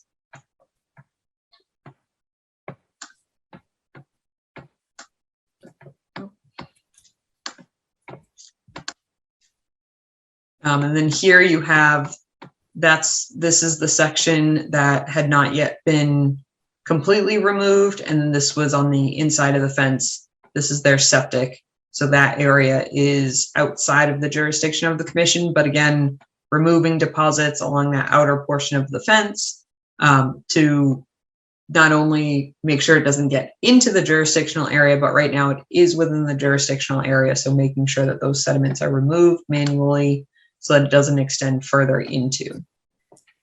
So again, just to reiterate, the ask this evening would be, we have obviously seen that this property owner is working to come into compliance and making progress on doing so. As you've heard from both my report and then the resource specialist, didn't have any significant issues with those associated action items. The ask would be that the commission state whether or not they would like this, what's left of the metal post and then the footing to be removed from the jurisdictional area, which again is past the fence into that 75, adjacent upland resource area. And then the other ask would be to establish a timeline as far as when seeding should be done and when the fence posts and footing need to be removed if the commission so chooses. Thank you for the update. I'm glad it seems like it is moving forward, and I appreciate all the comments you made as far as finishing clearing off that trail. I'm curious with the post, what other commission members think. Do you have thoughts or feelings concerning the posts that are still in the resource areas, basically the footings? Rebecca, how many are there? How many footings are still left in the ground? Do you know? I don't know off the top of my head. I'm going to, I believe it's at least 4, but I think it's more than that. I think it might be 8. I don't know off the top of my head though, but it's more 4 to than 8. 4. Okay. And do you know how they're just removed with a shovel? Hand tools? I mean, this is concrete here. So the commission could certainly require that shovels and pry bars be used, but this is a lot of concrete. So it may be that they go in and they use a piece of equipment to pull it out if the commission so chooses to allow. Otherwise, using hand tools like shovels and pry bars would be allowable as well to reduce alteration. Okay. Other thoughts from commission members? How far in are we talking? You know, if you're gonna allow equipment in there to pull it out, how far in are the posts? From walking it, they would essentially be using what's left of the pathway to get back there. And then beyond that, it might be like 5 or 6 feet, some areas maybe 10 feet further into the jurisdictional area. So by me saying that, I think if the commission, and I'm not suggesting that they should or shouldn't, if the commission were allowing equipment like mechanical equipment to go back there, it would be conditioned in a way or suggested in a way that that equipment is to stay on the pathway.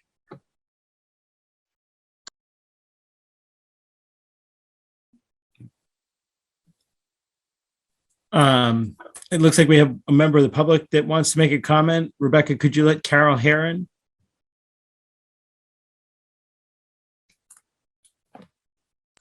Hi, I live at 3 John Powers Lane, as you probably all know.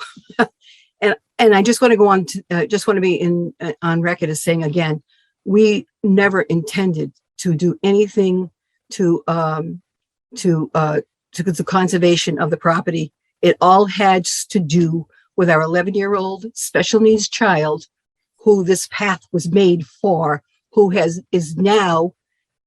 He's just beside himself because it's been taken away from him due to the due to the vindictive neighbor at 5 John Powers Lane, who is on this call, by the way. I'm sorry, but Ma'am, can we yes, just stick to jurisdictional I am. items so that I am. commission- I am, because I brought things to your attention about other things in this area, and I want to know if they've been addressed.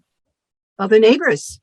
Yep, they have been. I Okay. have done site visits on both, and I'm following up with the areas that you are concerned with. Thank you very much. Mhm. That's all I got to say. Okay, thank you. Rebecca, it looks like we have Mitchell. I don't want to try to, Kahan. Could you let him in? Does he have a question or comment? He should be unmuted. Mr. Chairman, thank you very much for the opportunity. Rebecca, thank you for all your hard work. I have several comments and a question. Following up on my mother-in-law's question about the other neighbors, why hasn't that become part of the public record and part of the agenda for this commission's meetings? I mean, Mr. Chair, it's, would you it's like not me to on address this that? evening's agenda. I was going to say, Rebecca, it sounded like Rebecca has looked into it. It usually won't come before us unless she needs to elevate something to that level. But I was going to say this is the only one that's really in front of us tonight. So- It's not a competing thing with No, absolutely not. But project. Okay. bring it to your attention because Rebecca astutely talks about runoff, and really to talk about runoff for this property, which is the most dependent part of the street. In other words, it's on the lowest elevation. One has to consider the properties that are on higher elevations where unfortunately changes that were obviously engineered into the design of the whole development by the people who were contracted by the town to provide engineering of the drainage. Those have been affected in terms of changes that have been made on number 5 to areas affecting the area under jurisdiction, and further towards 117 on the property on the left as you leave. All those rocks that were to serve for drainage of water that's coming down from the hill that ultimately is basically going to flow down our hill now because there's no way that that's going to continue to go through the rocks that were used as a channel to enhance drainage. So that's why we're bringing it up. It's not a competition. It's just that you really should talk about the whole development because it is development. It's a system. It's a conservation system that should be considered as a total picture. And then the third thing that I have to say is that, and again, I reiterate what my mother-in-law said. We had absolutely no intention of doing any harm. This was all done by a contractor who was, the son of the builder who, I'm shocked that the town hasn't gone after for the negligence that was inflicted by that person. But that being said, now that these fence posts have been put down, we have a concept in surgery of first do no harm. And I think that in taking out those 4 or 8 posts, which are buried, with all that work that we're doing to, repopulate the area and restore the vegetation, that you're going to do more harm. By having people come in with heavy machinery and take out 4 or 8 posts, which are well submerged and are soon be covered and, are not going to affect the environment. I think we're going to do more harm if we pull those things out. That's obviously just my opinion, but I would hope that the commission would consider that. Thank you, sir. Absolutely. Okay. Any other members of the public? Questions, comments? I'm not seeing. Commission member. Well, I should also ask this one, Rebecca. What is a reasonable timeline? Because I know we should try to set a timeline for reseeding and pole removal, depending on what people have to say. But what is a reasonable timeline? I mean, it depends on what you're putting a timeline to. If you're putting a timeline to the raking, I think if you give a month to do that, if you're talking about the seeding, I think that should follow and occur the same day after the raking's done. You know, I wouldn't anticipate any vegetation to be observable until the fall, regarding the planting and the seed mix. But then if you're asking for the removal of the posts, you know, same thing, probably about a month. Yeah. All right. So commission members, do you have thoughts on post removal? Don't everyone jump in at once. Brian, my only thing would be like, what's the machinery or is the method for removal? And how much? I mean, that is a significant amount of concrete. If they're not removed, I don't think you can leave the open post hole there, right? That's a danger. So what should it be replaced with, or what should be put there? If it is removed, then what goes in the hole? So those would be my questions. I don't know, for some guidance on trying to determine the lesser of two evils. I mean, it's there now, so it's like, what do we do with it? Leave it there and secure so that it's not a danger, or more of a hazard, or remove it and maybe cause some damage or further disturbance, and then try to mitigate that through means. So I think it's just would like some more information on the plan of, if it were to be removed, what does that mean? And if it were to stay in place, what does that mean?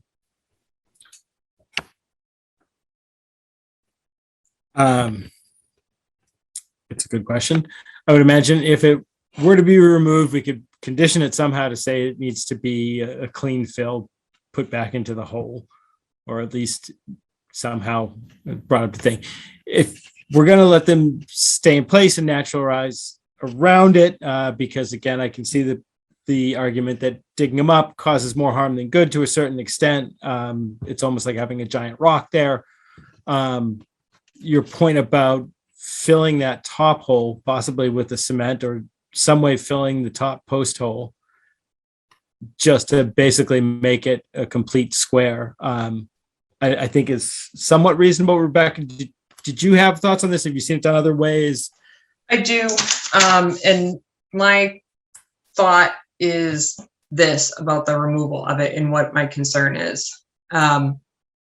So on other properties, so the applicants were already bringing up about making sure that everyone's treated fairly, essentially, and I'm paraphrasing.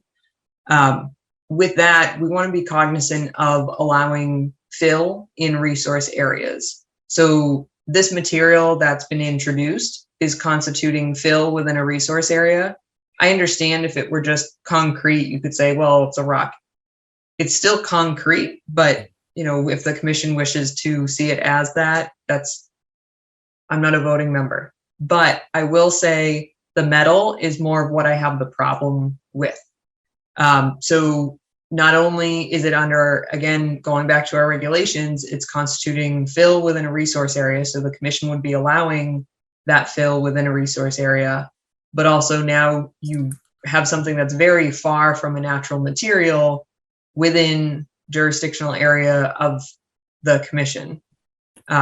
So if the metal, and I know it's metal and concrete, so it's sort of a moot point, but if the metal were not there, I would probably agree with the commission and not have significant concerns about the concrete being left there, other than just reminding the commission that then constitutes that they're allowing fill within a resource area.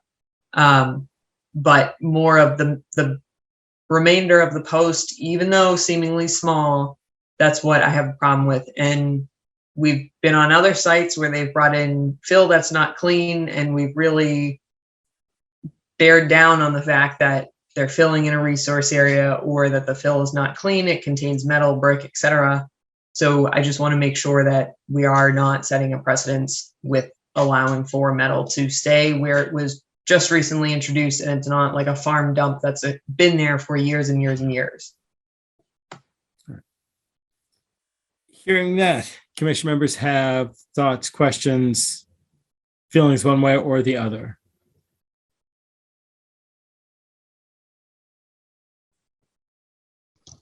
I mean, is this something that you can wrap up? I don't know, is it cut the ground level? Are they all cut the ground level? Is it something you can wrap a chain around and hoist out with a small little backhoe? They're cut just either at ground level or just above ground level. I mean, I personally don't have an issue with a small little backhoe driving in there. It's, you know, anything it drives over, it's gonna bounce back. And just pulling them right out. Right. I mean, it's just a minor thing. It's not gonna, you're not do it in drier weather that you're not digging up anything. All right. Julian or Paul, strong thoughts, feelings? All right. So I would tend to lean that same way, that Rebecca makes a good point that it's not something we generally allow. We probably shouldn't allow it in this instance. But because the way the path is set up now, it does look like you could get, you know, if you need to do it with equipment, you could get equipment back there, yank them out, and it'd be part of the renaturalization process, as Laura was kind of saying. So I think I would actually lean towards asking the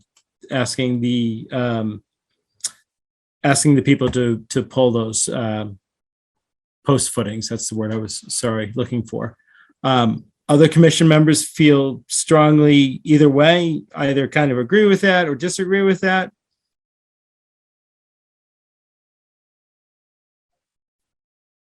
I think that's fine, Brian.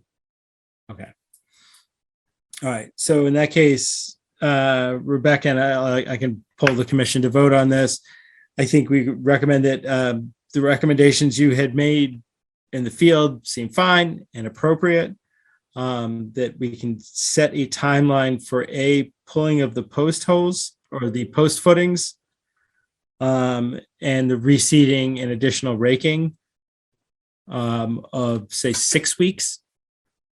Give them an additional 2 weeks off the 1 month estimate. 6 weeks from now, which would make it July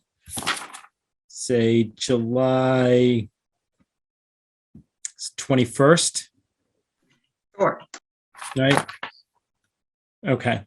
So asking commission members, are you fine with those instructions and timeline?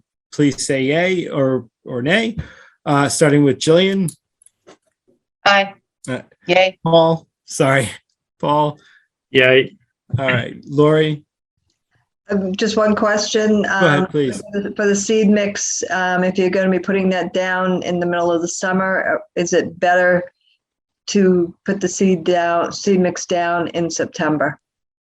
Rebecca. I would say go with the suggestion of the individuals that are, or the company rather, the New England wetland plants, as far as what species are included in it. Okay. But I would agree it may be better to seed in fall, but there are some species that they have a dormancy period. Mm-hmm. So they will say, put them down now, and they might be up by fall. So. Okay, that's fine. Just checking. Yep. All right. So, yay. All right. And I should say along those same lines, I should say, first of all, Rebecca, I'm a yay or an aye as well. And along those same lines, we would consider an extension too. Again, if everything's moving forward 6 weeks from now, but you know, they want to hold off on planting for whatever reason, they come back and ask. I don't think we would have a problem granting an extension again, as long as everything's moving in a positive direction. Okay, I will definitely note that as well. Mitch has a question. Yeah, please, if you could let him in. Mr. Chairman, I do have a question. Again, does the commission have any thoughts on my comments about the entire area and the perturbations that have been made by our neighbors in terms of overall drainage and how that's eventually going to affect runoff on our property? Sure. We would have to add that to an agenda. to have a public hearing, the public needs to know that we're going to discuss it. So your neighbors need to know that we're going to discuss it. We can't just talk about it off the cuff. That's the reason we put out the agenda, so everybody has a chance that wants to take part in that. So the only thing on tonight's agenda was discussing this enforcement order, and that's why we basically just stuck to the enforcement order. Everything you're saying makes a lot of sense. I have no doubt Rebecca is looking into it to a certain extent, and I'm happy to follow up with her. But that's all it would be. We would need to get it on an agenda so that anybody who is interested could actually take part. Does that make So, Mr. sense? Chairman, as a citizen of Bolton, can I make a request that be put on as an agenda item at a future meeting, and that we be informed of when it's going to be on the agenda if it is determined to be eligible as an agenda item by the commission? Sure. I mean, we would inform everyone, and again, I'm not sure how it would show up on an agenda or what it would show up for, a discussion of it. But everybody would be welcome to participate. And again, I kind of defer to Rebecca to see if there is something for discussion or if this is part of a larger problem or something else that's coming down the pike. I honestly don't know. Okay. Thank you, Mr. Chairman, for your consideration. No problem.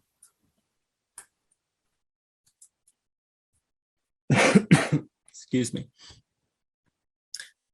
Rebecca, did that make sense? I'm not sure, and I don't know what you can speak to or for, but I have not been out to that site in a long time, but if there is some issue there, even to have it as a larger overall discussion, just so public can comment on it, whether or not we actually have any official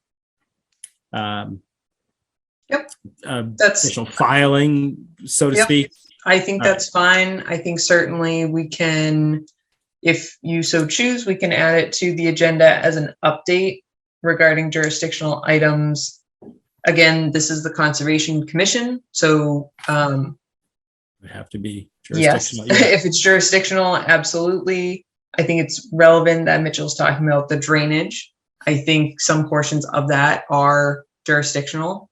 But what I will say as well is I would encourage them, Mitchell and relevant parties, to look at the recent documents under the planning department's current projects page. It's under 649 Main Street, which was the original address associated with the subdivision, which I'm sure they're aware. And they actually have already submitted an as-built. And I believe from the planning portion of it, it have closed out that portion of the project.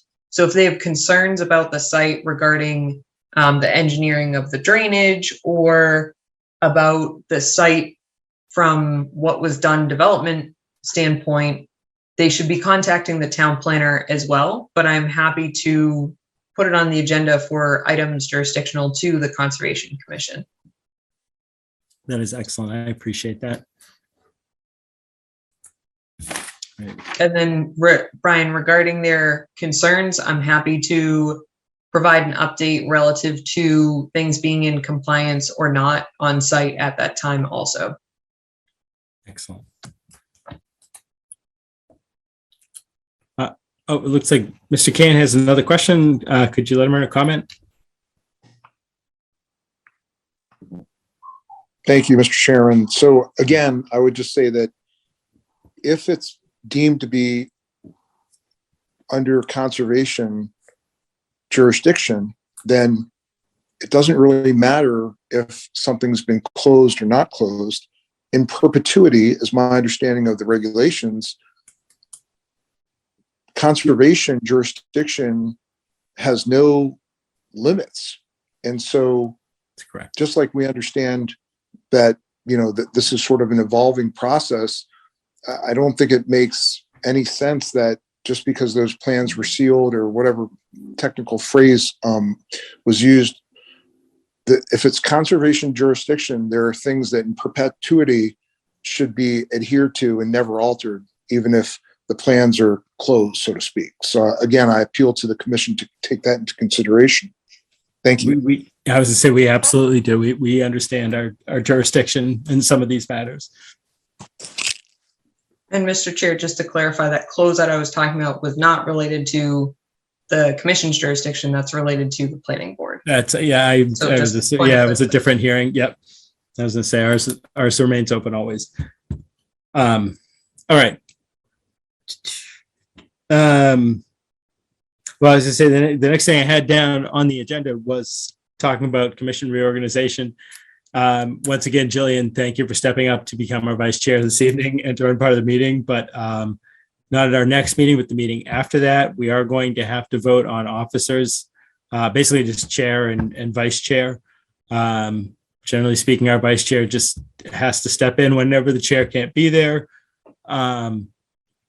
It's open to anyone on the commission, so please put some thought into it. Believe me, I'll bug Bill as well. And I think we might give our newest member a break because it's always difficult coming in right away. But something to think about at next meeting. We'll probably, I don't know. Well, I was going to say I don't know if we'll call for nominations next meeting.